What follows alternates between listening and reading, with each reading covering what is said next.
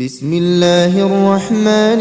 الرحيم ياسين والقرآن الحكيم إنك لمن المرسلين على صراط مستقيم تنزيل العزيز الرحيم لتنذر قوما ما أنذر آباؤهم فهم غافلون لقد حق القول على أكثرهم فهم لا يؤمنون إنا جعلنا في أعناقهم أغلالا فهي إلى الأذقان فهم مقمحون وجعلنا من بين أيديهم سدا ومن خلفهم سدا فأغشيناهم فهم لا يبصرون وسواء عليهم أأنذرتهم أم لم تنذرهم لا يؤمنون إنما تنذر من اتبع الذكر وخشي الرحمن بالغيب فبشره بمغفرة وأجر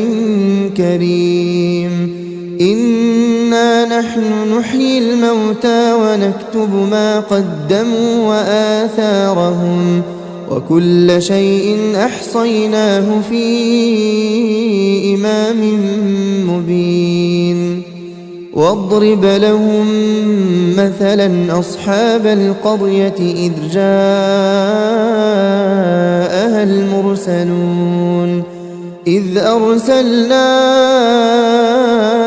إليهم اثنين فكذبوهما فعززنا بثالث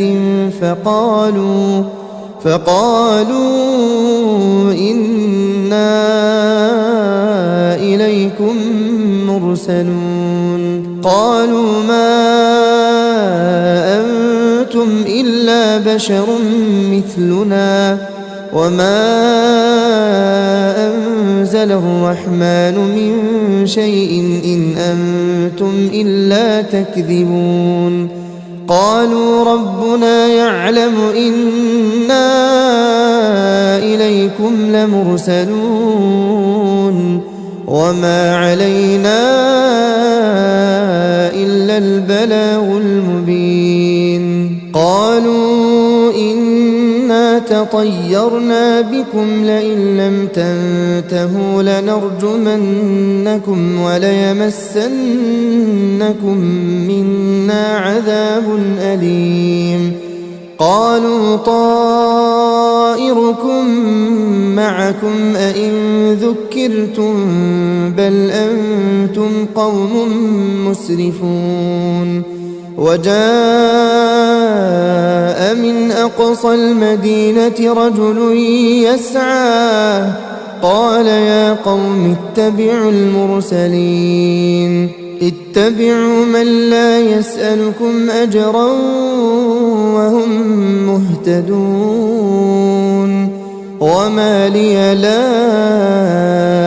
أعبد الذي فطرني وإليه ترجعون أأتخذ من دونه آلهة إن يردني الرحمن بضر لا تغن عني شفاعتهم شيئا ولا ينقذون إني إذا لفي ضلال مبين إني آمنت بربكم فاسمعون قيل ادخل الجنة قال يا ليت قومي يعلمون بما غفر لي ربي وجعلني من المكرمين وما أنزلنا على قومه من بعده من جند من السماء وما كنا منزلين إن كانت إلا صيحة واحدة فإذا هم خامدون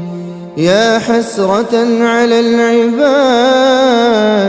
ما يأتيهم من رسول إلا كانوا به يستهزئون ألم يروا كم أهلكنا قبلهم من القرون أنهم إليهم لا يرجعون وإن كل لما جميع لدينا محضرون وآية لهم الأرض الميتة أحييناها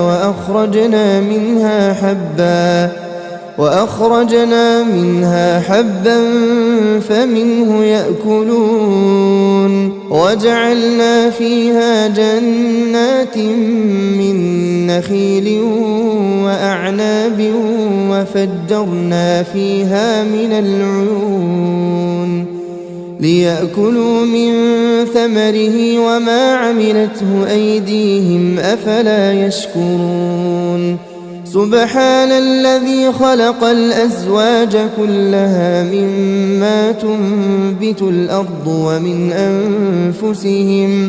ومن أنفسهم ومما لا يعلمون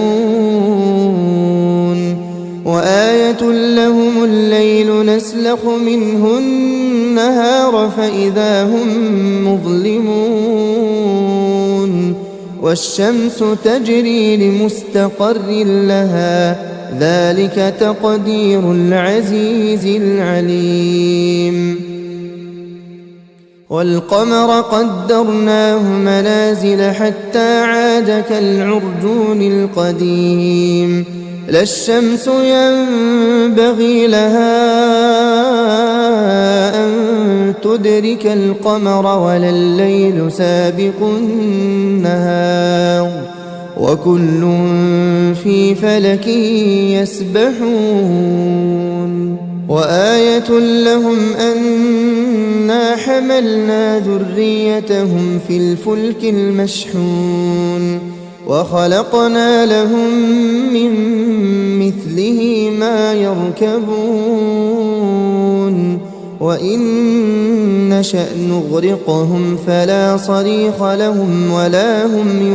ينقذون إلا رحمة منا ومتاعا إلى حين وإذا قيل لهم اتقوا ما بين أيديكم وما خلفكم لعلكم ترحمون وما تأتيهم من آية من آيات ربهم إلا كانوا عنها معرضين وإذا قيل لهم أنفقوا مما رزقكم الله قال الذين كفروا للذين آمنوا أنطعم من لو يشاء الله أطعمه إن أنتم إلا في ضلال مبين ويقولون متى هذا الوعد إن كنتم صادقين ما ينظرون إلا صيحة واحدة تأخذهم وهم يخصمون فلا يستطيعون توصية ولا إلى أهلهم يرجعون ونفخ في الصور فإذا هم من الأجداث إلى ربهم ينسلون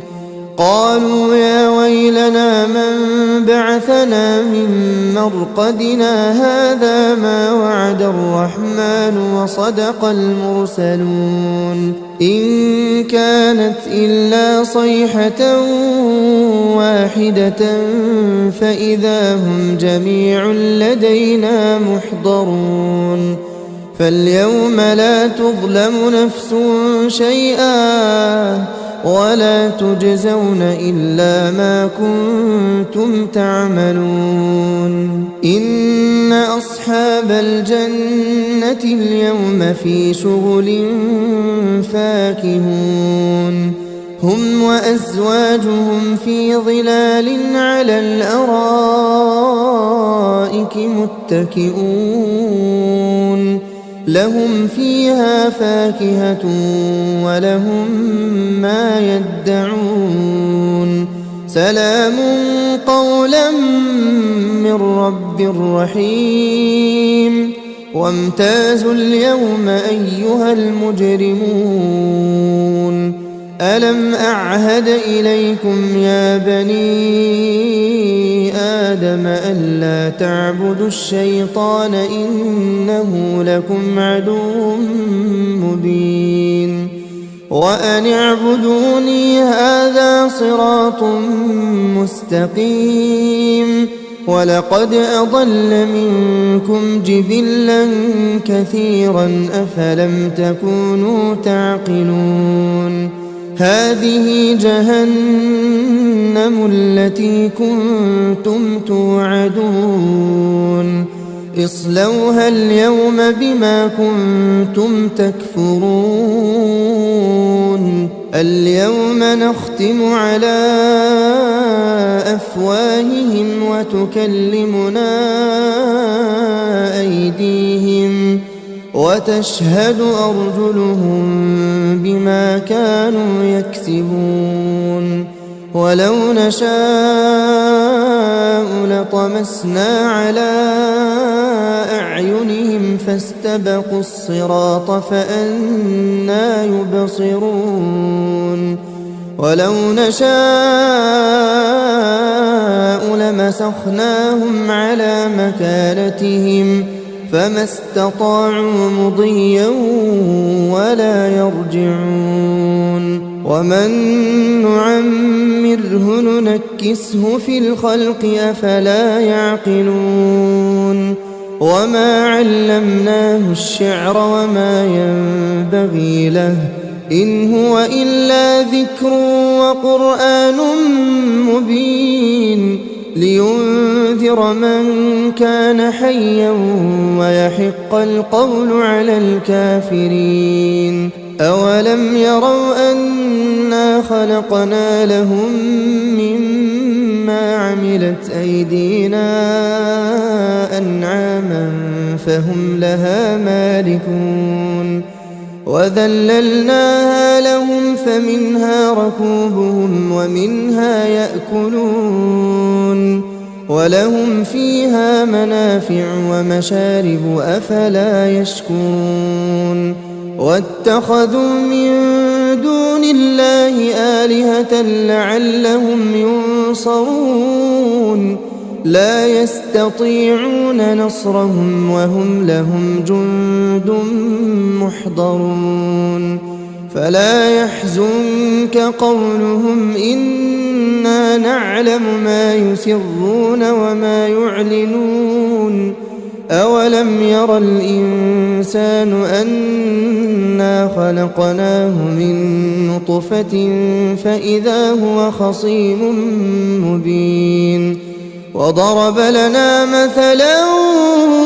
ونسي خلقه قال من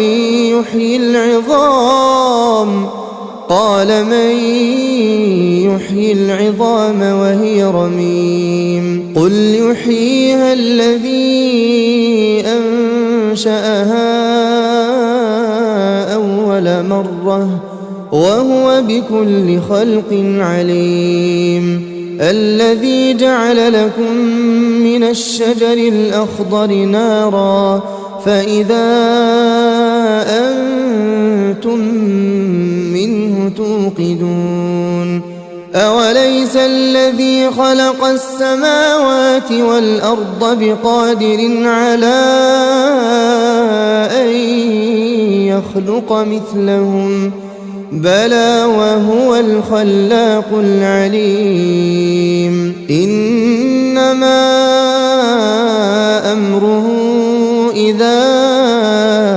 أراد أراد شيئا أن يقول له كن فيكون فسبحان الذي بيده ملكوت كل شيء وإليه ترجعون. بسم الله الرحمن الرحيم. الرحمن علم القرآن خلق الإنسان علمه البيان الشمس والقمر بحسبان والنجم والشجر يسجدان والسماء رفعها ووضع الميزان ألا تطغوا في الميزان وأقيموا الوزن بالقسط ولا تخسروا الميزان والأرض وضعها للأنام فيها فاكهة والنخل ذات الأكمام والحب ذو العصف والريحان فبأي آلاء ربكما تكذبان خلق الإنسان من صلصال كالفخار وخلق الجان من مارج من نار فبأي آلاء ربكما تكذبان رب المشرقين ورب المغربين فبأي آلاء ربكما تكذبان مرج البحرين يلتقيان بينهما برزخ لا يبغيان فبأي آلاء ربكما تكذبان يخرج منهما اللؤلؤ والمرجان فبأي آلاء ربكما تكذبان وله الجوار المنشآت في البحر كالأعلام فبأي آلاء ربكما تكذبان كل من عليها فان ويبقى وجه ربك ذو الجلال والإكرام فبأي آلاء ربكما تكذبان يسأله من في السماوات والأرض كل يوم هو في شأن فبأي آلاء ربكما تكذبان سنفرغ لكم أيها الثقلان فبأي آلاء ربكما تكذبان يا معشر الجن والإنس إن استطعتم أن تنفذوا من أقطار السماوات والأرض فانفذوا لا تنفذون إلا بسلطان فبأي آلاء ربكما تكذبان يرسل عليكما شواظ من نار ونحاس فلا تنتصران فبأي آلاء ربكما تكذبان فإذا انشقت السماء فكانت وردة كالدهان فبأي آلاء ربكما تكذبان فيومئذ لا يسأل عن ذنبه إنس ولا جان فبأي آلاء ربكما تكذبان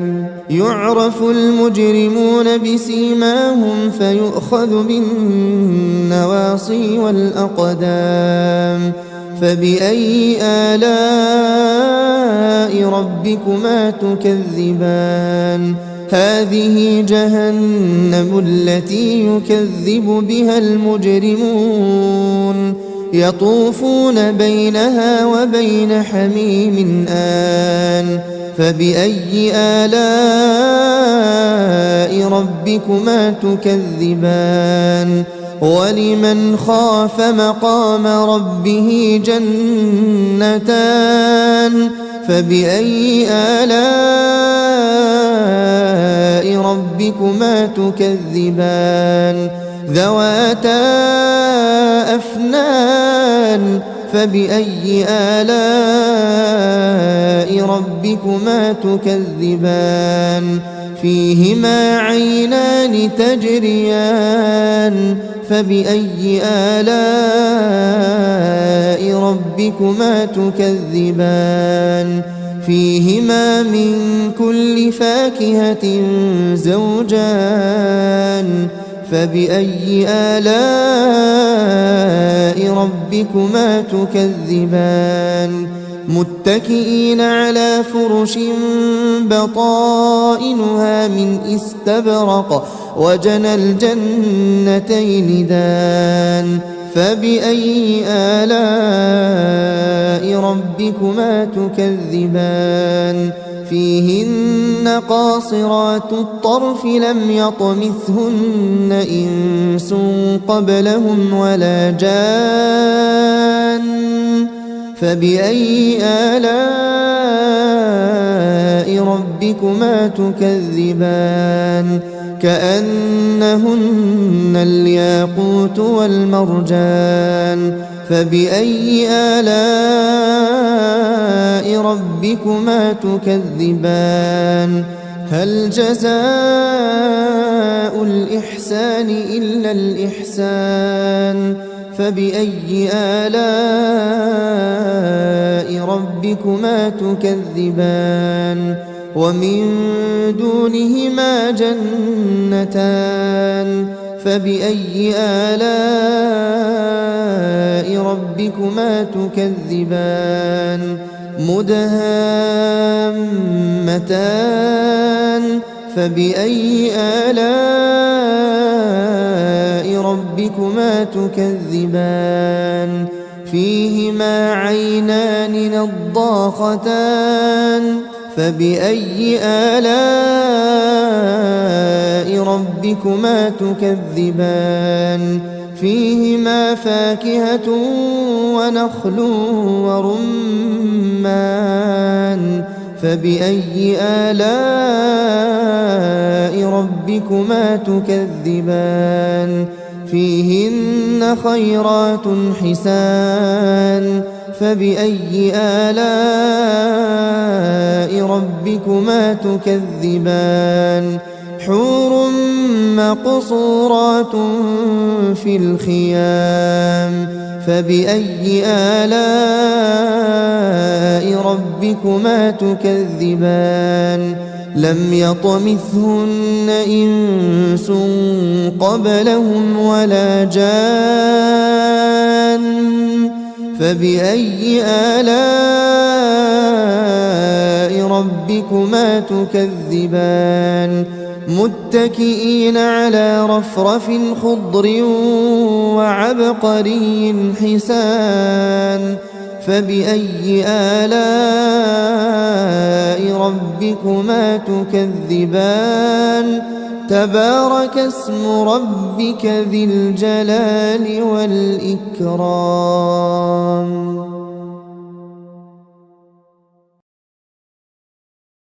بسم الله الرحمن الرحيم. إذا وقعت الواقعة ليس لوقعتها كاذبة خافضة رافعة إذا رجت الأرض رجا وبست الجبال بسا فكانت هباء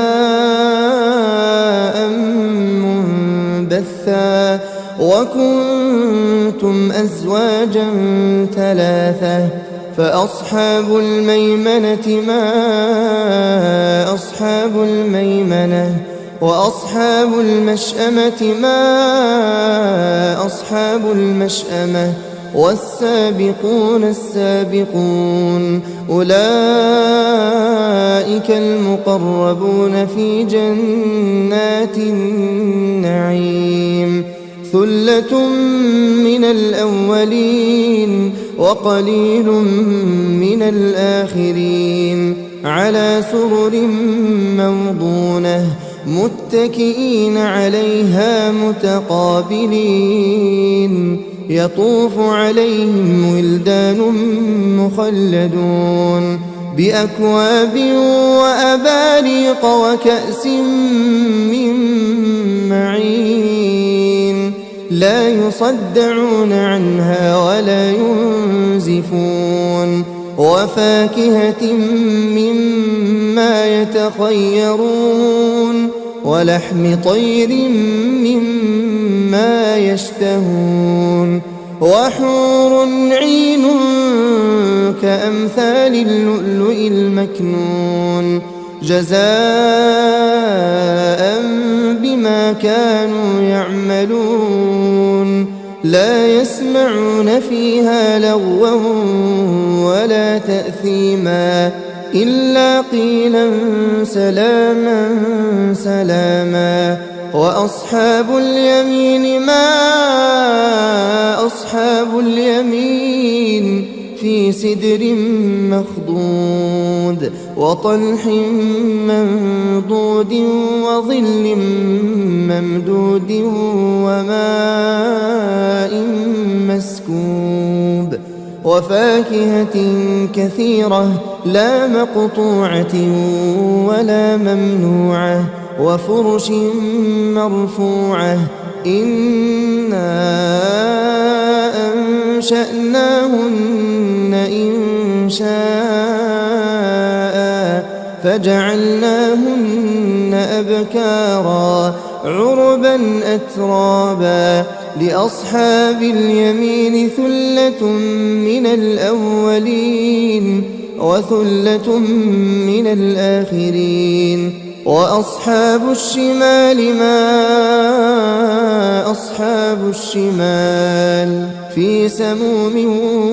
وحميم وظل من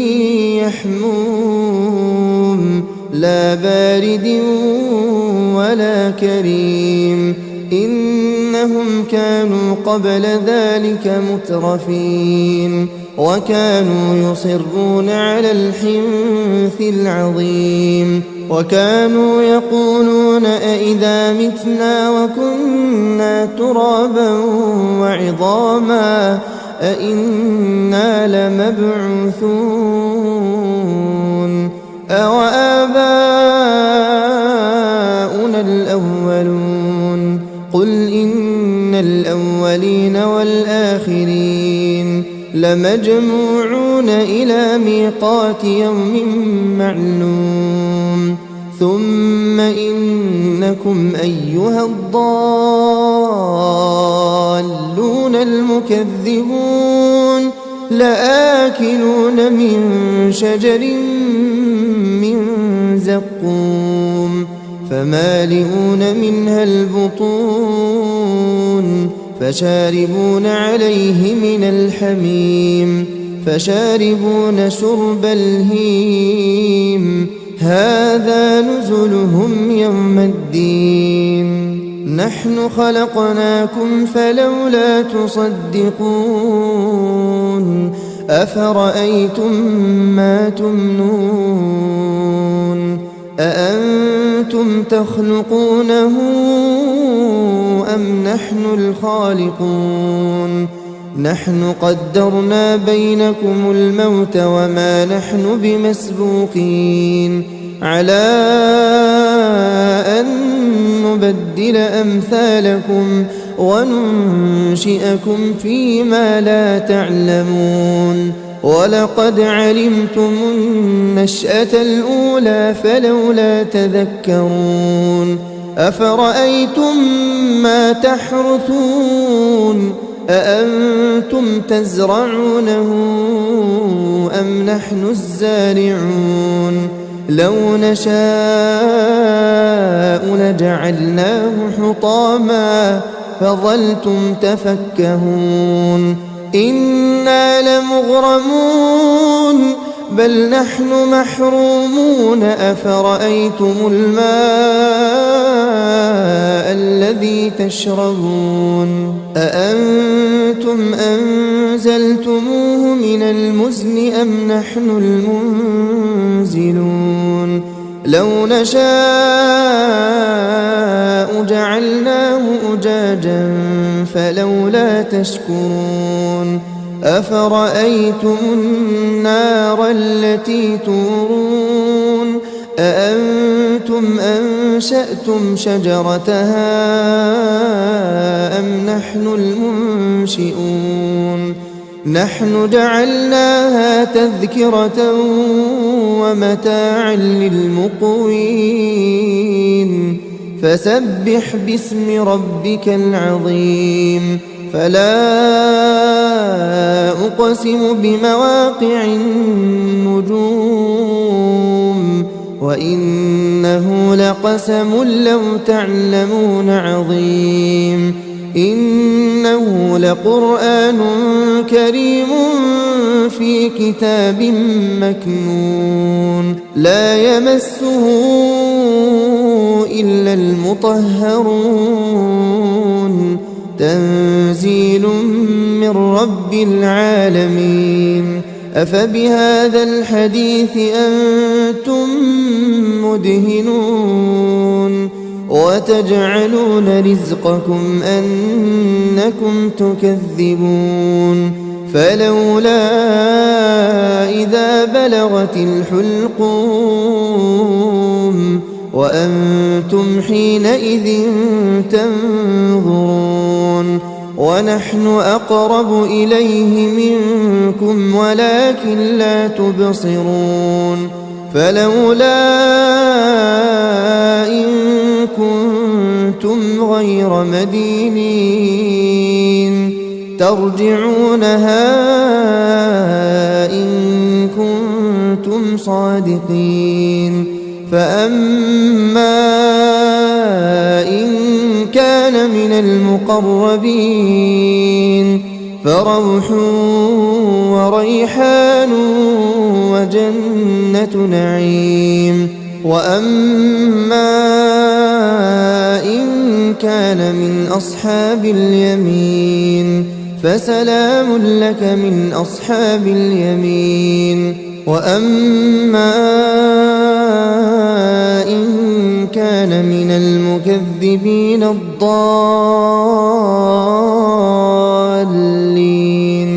فنزل من حميم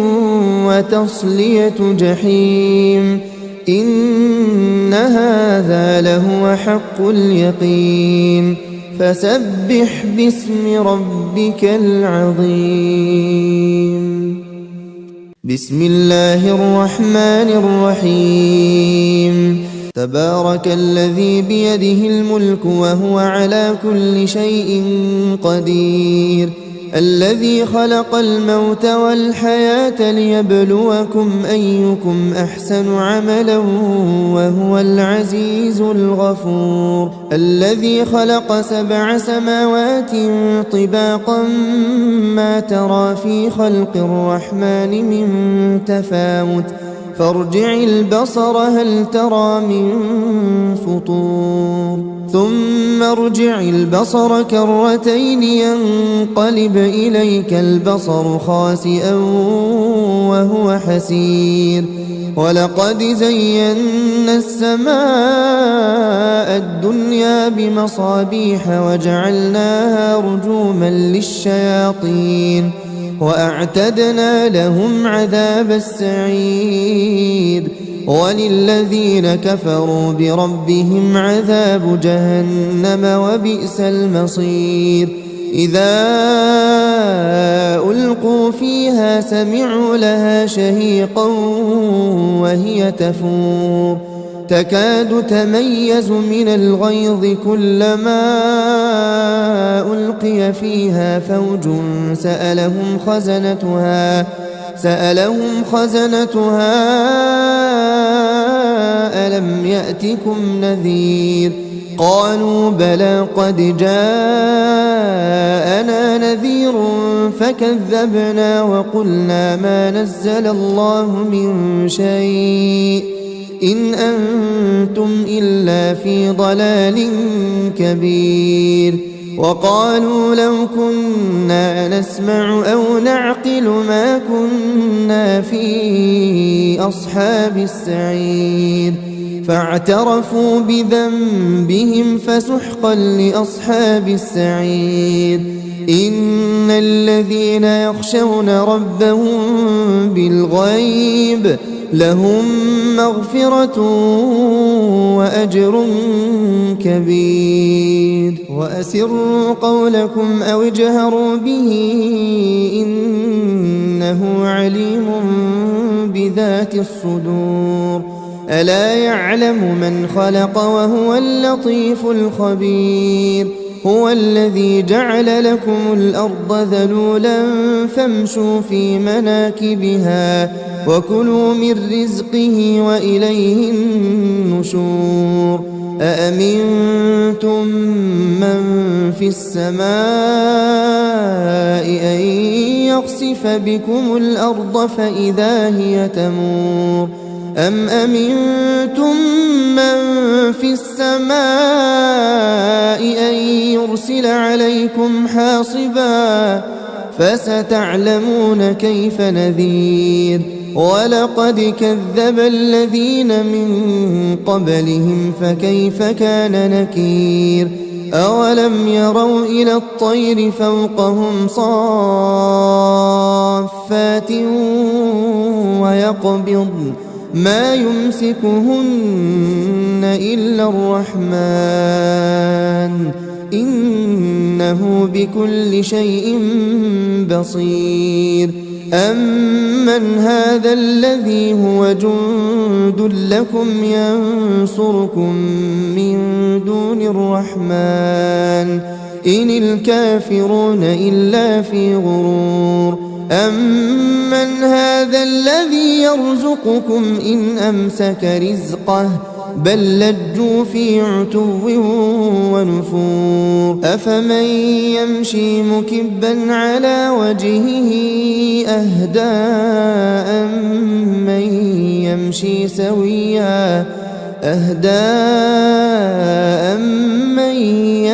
سويا على صراط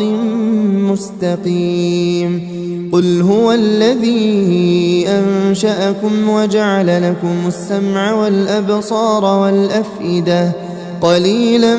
ما تشكرون قل هو الذي ذرأكم في الأرض وإليه تحشرون ويقولون متى هذا الوعد إن كنتم صادقين قل إنما العلم عند الله وإنما أنا نذير مبين فلما رأوه زلفة سيئت وجوه الذين كفروا وقيل هذا الذي كنتم به تدعون قل أرأيتم إن أهلكني الله ومن معي أو رحمنا فمن يجير الكافرين من عذاب أليم قل هو الرحمن آمنا به وعليه توكلنا فستعلمون من هو في ضلال مبين قل أرأيتم إن أصبح ماؤكم غورا فمن يأتيكم بماء